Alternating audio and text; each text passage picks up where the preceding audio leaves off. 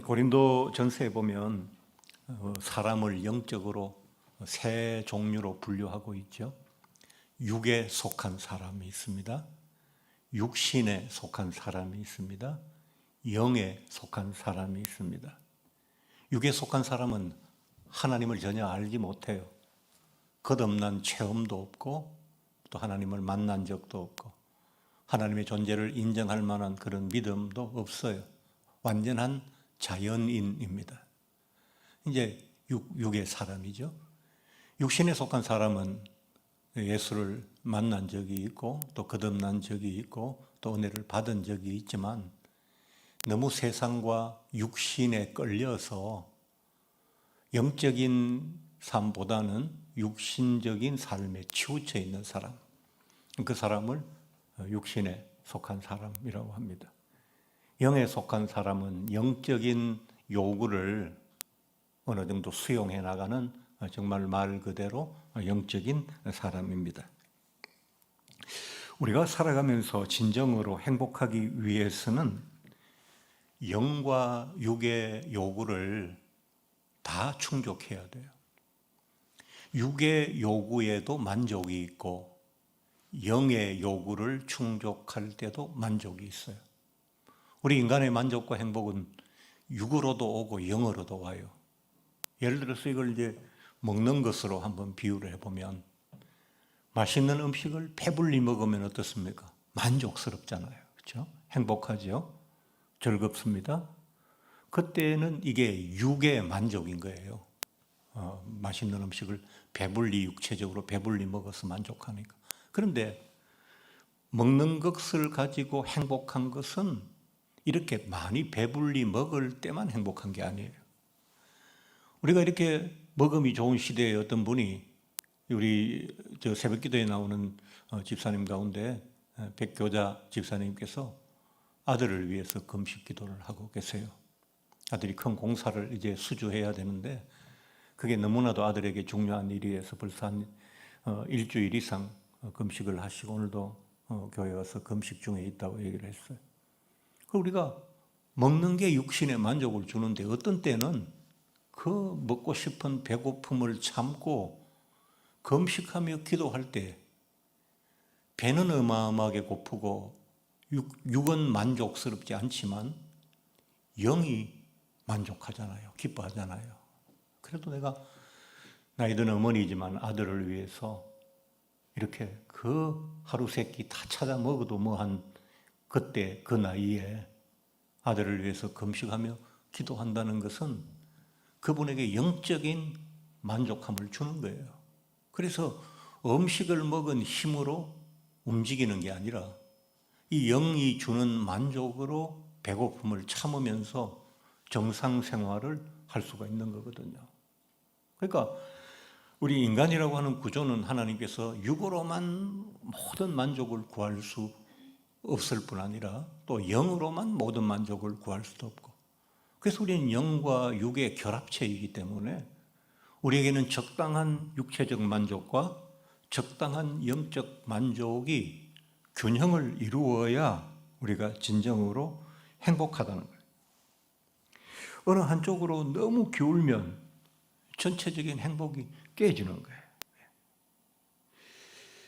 우리가 육신적으로 너무 치우치면 하나님을 기쁘시게 할 수도 없고, 오늘 본문이 하나님을 기쁘시게 할 수 없다면 결과적으로 긴 시간에서 볼 때 자기도 행복하게 할 수 없다는 거죠. 여러분 한번 생각해 보세요. 나이가 들면 왜 자꾸 육체적으로 약해질까요? 그냥 하나님께서 우리를 만드실 때 나이가 들수록, 나이 들면 늙는 것도 서러운데 몸이라도 젊을 때보다 점점 더 힘이 나도록 만들어 주시도 되잖아요. 근데 나이가 들면 점점 육체적인 것이 쇠하여져요. 제가 뭐 그런 말씀 드리면 좀 그렇긴 합니다만, 여기 우리 동네에 푸주옥이라는 데가 있어요.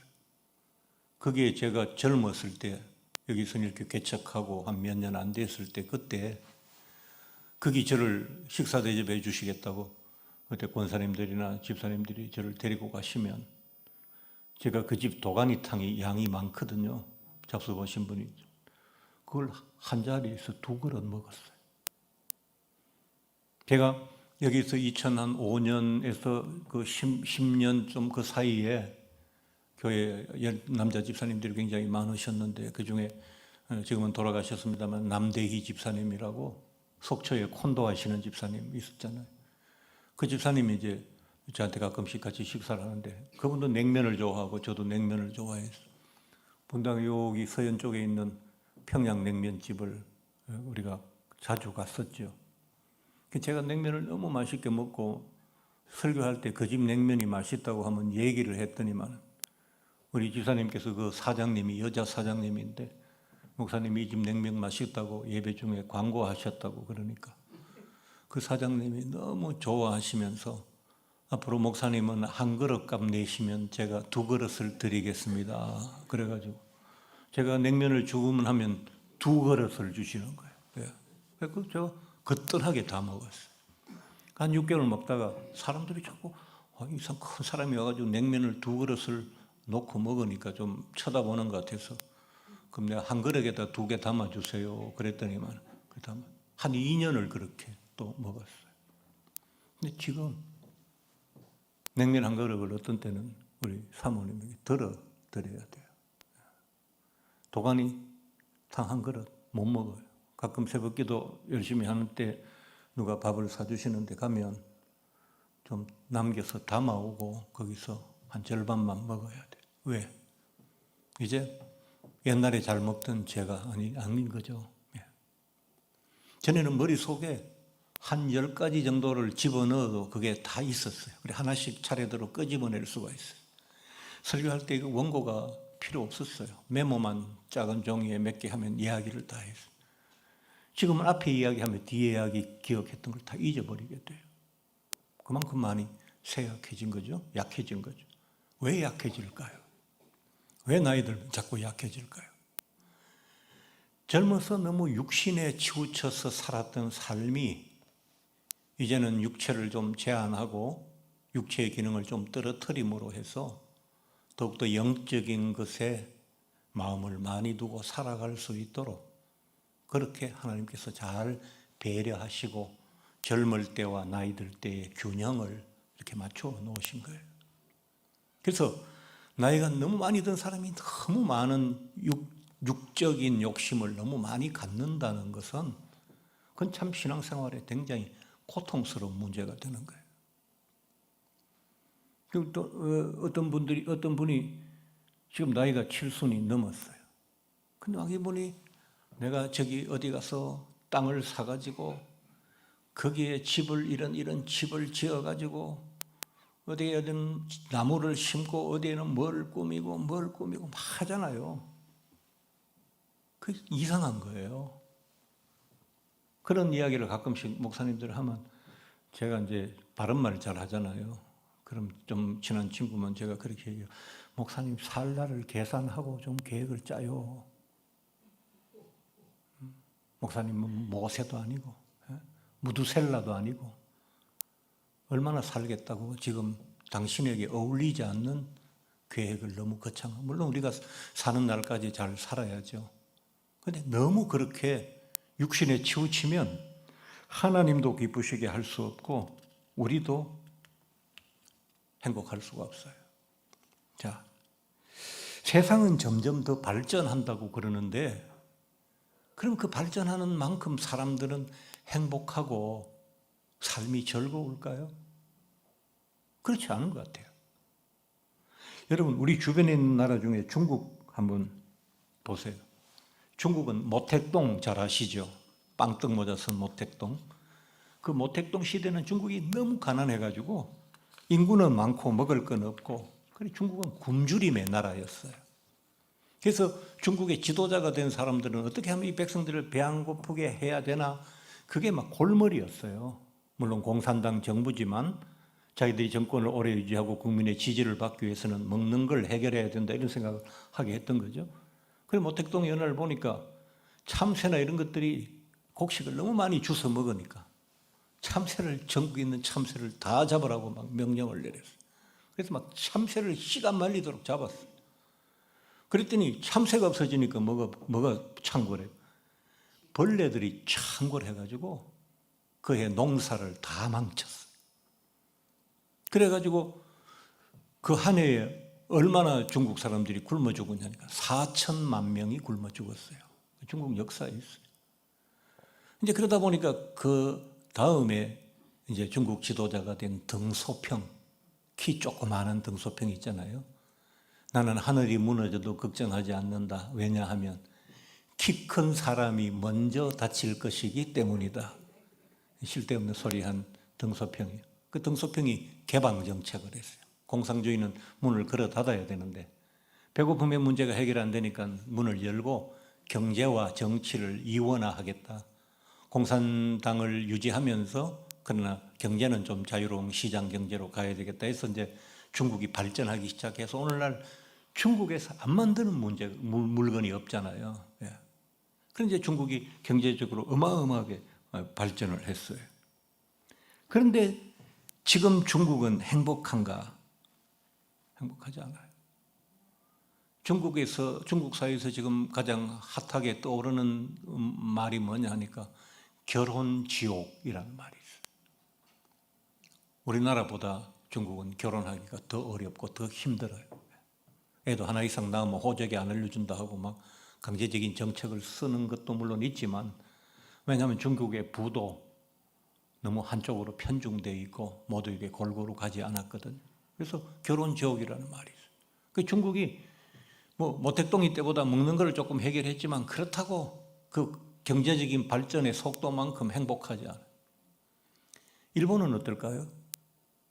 일본은 굉장히 오랫동안 선진국의 자리를 유지했잖아요. 요즘 일본에서 핫하게 나오는 말 중에 뭐가 있냐면 일본이란 나라를 버리는 일본 사람들.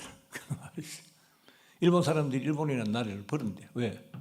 정치하는 사람들이 자기들의 이상인 일본 우경화만 자꾸 주장하고 자꾸 이상한 것만 자꾸 힘쓰고 국민들의 진정한 행복을 위해서 노력하지 않으니까 일본은 1년 GDP 혹은 1년 예산의 25%씩을 그 국가 부채 이자와 빚을 갚는 데 써요. 그러니까 총생산의 25%, 또 국가 예산의 25%를 그 국가 부채, 일본은 그 빚이 1,000조예요. 1,000조니까 일본으로 우리로 하면 10배잖아요. 1,000조에 10배. 어마어마한 빚을 갖고 있거든요. 일본도. 이제 일본 사람들이 갖고 있는 예금이 그와 비슷하기 때문에 이제 일본은 당장 부도가 나고 이렇지는 않지만 일본인들의 삶이 점점 축소되고 어려워지고 있어. 그럼 러시아는 행복합니까? 러시아는 그 크림반도라고 하는 자기들의 그 어떤 그 삶의 중요한 그 땅을 확보하기 위해서 우크라이나가 옛날에는 소련, 러시아 연방, 소련 안에 들어가 있던 나라잖아요. 소련이 해체되면서 밖으로 나온 거죠. 근데 그 우크라이나를 한 2달만 하면 잡술 줄 알고 시작을 했는데 지금 뭐 어마어마하게 어렵잖아요. 그래서 공식적으로 나와 있는 내용, 실제로는 그 3배에 가까울 거라고 얘기하는데 공식적으로 나와 있는 내용만 보면 러시아의 군인이 10만 명이 죽었어요. 사망자가 10만 명. 그리고 부상자는 그의 3배, 4배, 많으면 5배, 6배 정도가 되니까 러시아는 자꾸 과부의 나라, 상위 용사의 나라가 자꾸 돼가고 있는 거죠. 아무도 행복하지 않아요. 왜 그럴까요?